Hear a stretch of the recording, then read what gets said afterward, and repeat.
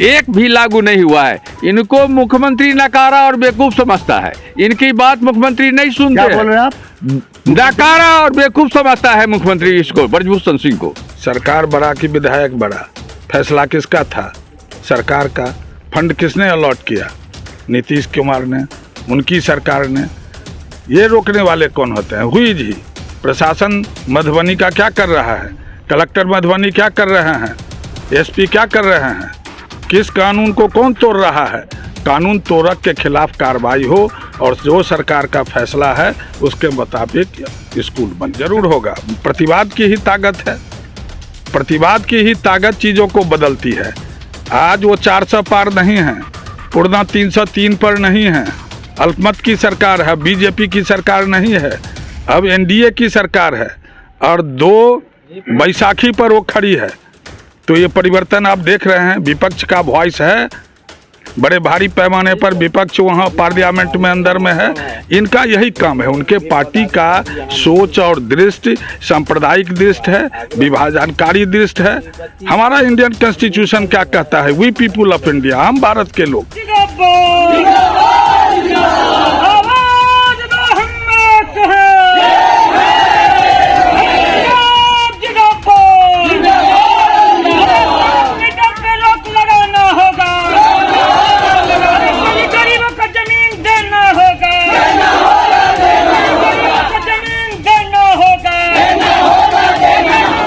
सलाम दोस्तों, आप देख रहे हैं हिंदुस्तानी मीडिया के साथ मधुबनी संदेश। मैं आपके साथ शाहिद कामरान। अभी हमारी टीम मौजूद है बिस्फी ब्लॉक अंचल के ठीक सामने। देख सकते हैं कि बारिश के बावजूद सैकड़ों की तादाद में CPIM के कार्यकर्ता, कह सकते हैं जिला से लेकर राज्य तक के कार्यकर्ता यहाँ मौजूद हैं। इन लोगों की मांग है, इन लोगों का धरना 1 दिवसीय धरना है। मांग 15 है, लेकिन सबसे पहला मांग असोथू की ज़मीन पर बनने वाले अल्पसंख्यक आवासीय उस विद्यालय की है जिसे यहाँ के विधायक के द्वारा रोक दिया गया है।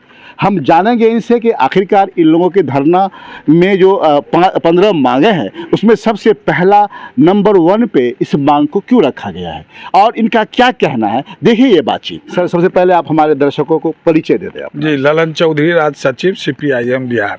सर, इस बारिश के मौसम में आप लोग इतने खड़े हैं यहाँ पर, 15 मांग है आपका। पहला मांग आपने उस आवासीय विद्यालय का रखा है जो असोथू में बनने वाला था, जो यहाँ के स्थानीय विधायक के द्वारा रुकवा दिया गया है। क्या कहना चाहेंगे सर आप? सरकार बड़ा कि विधायक बड़ा, फैसला किसका था? सरकार का। फंड किसने अलॉट किया? नीतीश कुमार ने, उनकी सरकार ने। ये रोकने वाले कौन होते हैं? हुई जी। प्रशासन मधुबनी का क्या कर रहा है? कलेक्टर मधुबनी क्या कर रहे हैं? एसपी क्या कर रहे हैं? किस कानून को कौन तोड़ रहा है?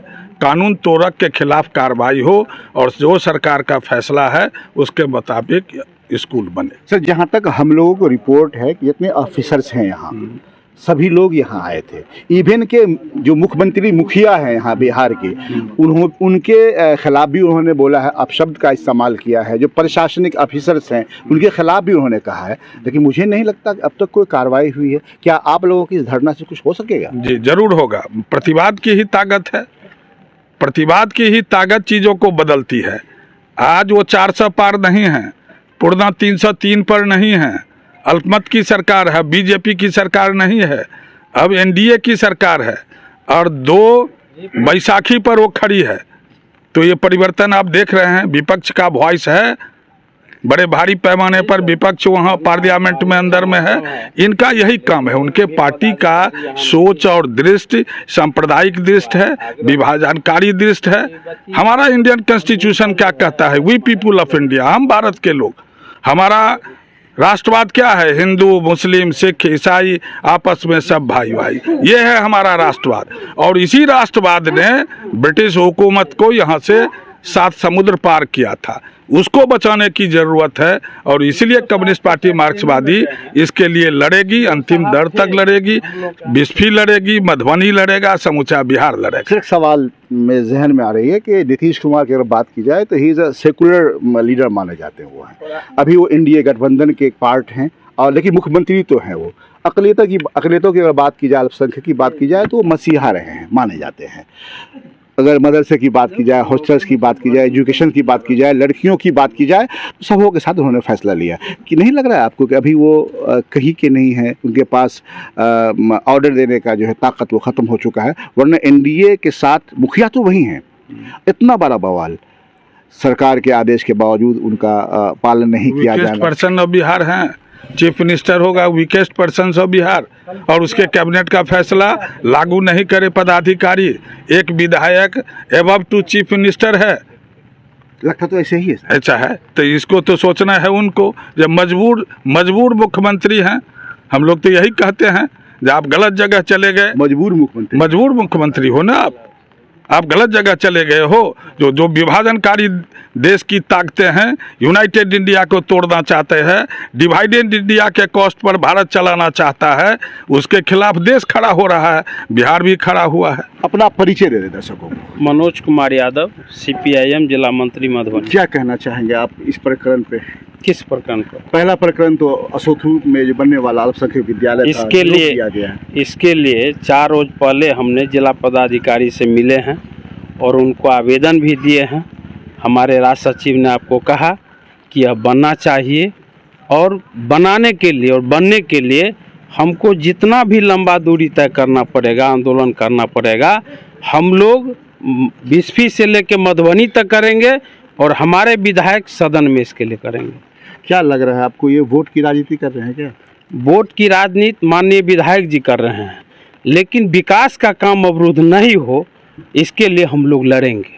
आज उदाहरण है केरल राज्य, जहाँ पर हिंदू मुस्लिम की भावना उतना नहीं होता है, चूँकि वहाँ शिक्षा 99% लोग शिक्षित है।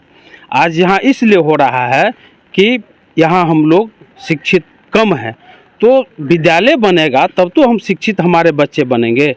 और इसीलिए उन्होंने मूर्ख बना करके रखने के लिए, ये भाजपा का तो एक एजेंडा ही है, तो हम लोग लगे हुए हैं, निश्चित रूप से यहाँ विद्यालय बनेगा। परिचय सर।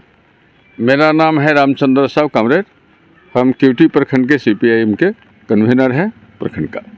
मेरा कहना है, जो हम बगल में है केवटी में, पूरे बिस्फी के लोगों को नल का जल नहीं मिल रहा है, पानी नहीं मिल रहा है।